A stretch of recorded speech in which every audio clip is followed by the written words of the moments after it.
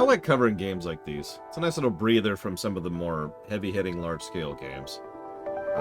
Oh, we're playing Ace Combat 4 today. And then Ace Combat 5. And then Ace Combat 0. Obviously not today, just giving it across. But anyways, getting back to Stray for a second, because that's what you're really here for, right? You're here for the pumpernickel, right? It was better than I thought it would be.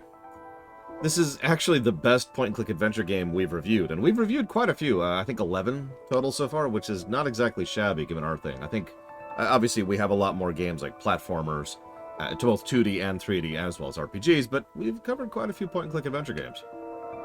Hang on, I know what you're thinking. This isn't a point-and-click... Yeah, it is.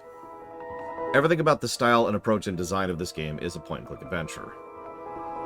Like, replace the mouse cursor with a cat, and you're playing as the cat rather than you're controlling the mouse, and there it is.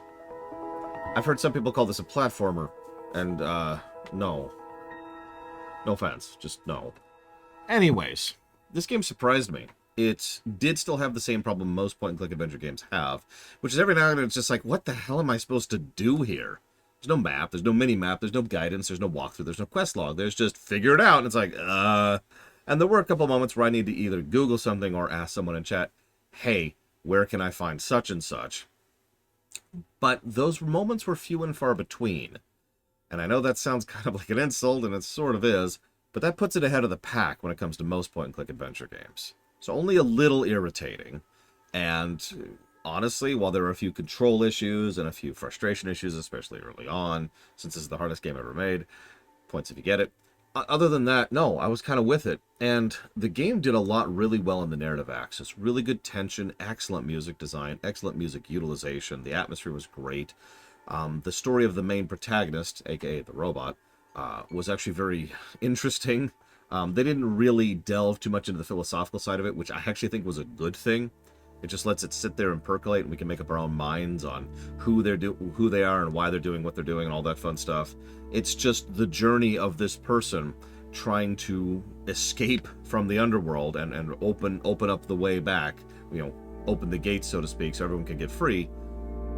Oh, and there happens to be a cat there.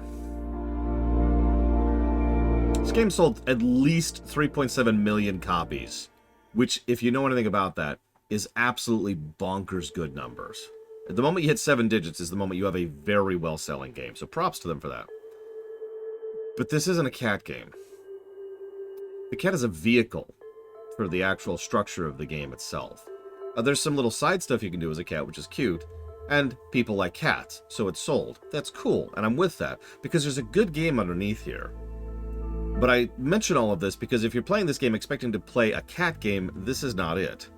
This is a post-apocalypse cyberpunk puzzler, right? Like it's a point-and-click adventure game, right? And that's the game you're playing. You are, for all intents and purposes, playing that little robot dude hanging out on your back. The cat's just the vehicle. Now that's fine. I'm not actually speaking ill of the game. Quite the contrary, it seemed to work out really well for them, so credit on that front.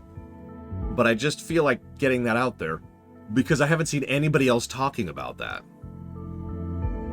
Anyways, his story was cool, the little pseudo-narrative you got going on. I'm not actually going to spoil any of these. They're supposed to be non-spoilery little sections, so I'm not going to go fully in-depth in all of the moments, but there are some moments which are horrifying, terrifying, very good tension, good stealth sections.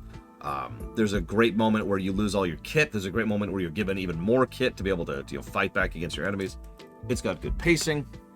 It's a nice, fun, chill game that I absolutely pumpernickel. I mean that I absolutely recommend.